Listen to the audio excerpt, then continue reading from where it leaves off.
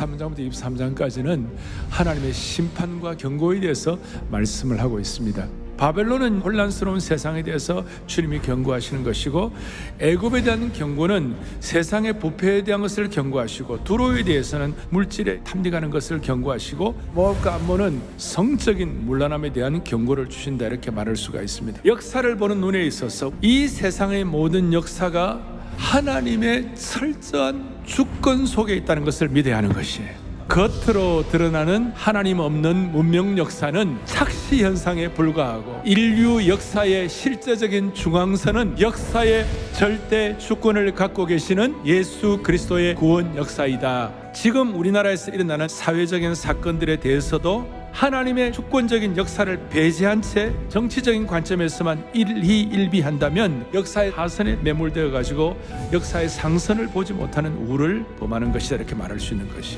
하나님의 통치를 믿고 하나님의 구원 역사를 사모하면서 이 과정을 잘 지나면 현재는 메마르고 현재는 사막 같은 것이지만 사막에 강이 있어지게 되는 것이요, 광야의 길이 열리는 하나님의 역사가 될 것임을 믿습니다.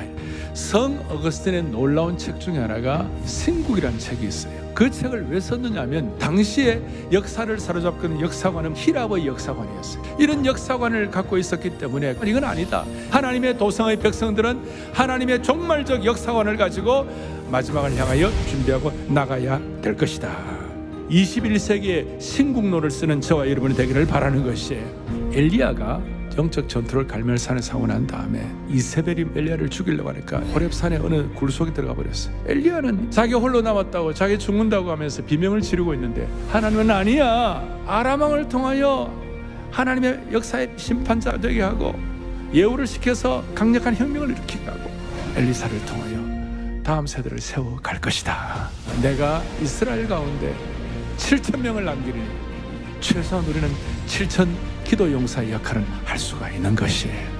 이것이 보이지 않는 하나님 나라의 절대 통치를 믿고 있는 사람들이, 하나님의 구원 역사에 대해서 눈이 열린 사람들이 분별할 수 있는 역사의 흐름이에요.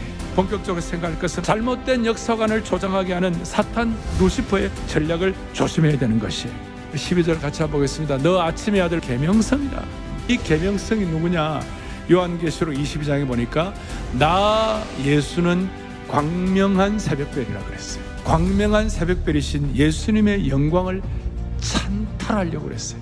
어떻게 모방자와 찬탈자와 도둑질을 하고 있느냐? 자기 힘을 의지하는, 내가 무엇을 하겠다, 이 짧은 구절에 I will, 내가 뭘 하겠다는 것이 5번 나와요. 그래서 모든 죄와 악과 교만의 뿌리는 내가 무엇을 하겠다는 소위 meism, 우리는 I will이 아니라 He will이 돼야 하는 것입니다. 이사야가 누굽니까? 왕족입니다. 이사야 입장에서는 받아들이기가 너무나 어려운 명령이었어요. 하나님께서 하나님의 통치에 의하여 너는 벌거벗고 3년 동안 다니라, 이런 일이 있을 수 있는 거예요. I will이 아니라 He will이 되고 하나님 앞에서 이걸 순종할 때 이사야가 나의 종이다, He will, 주여 우리는 하나님의 통치를 믿습니다.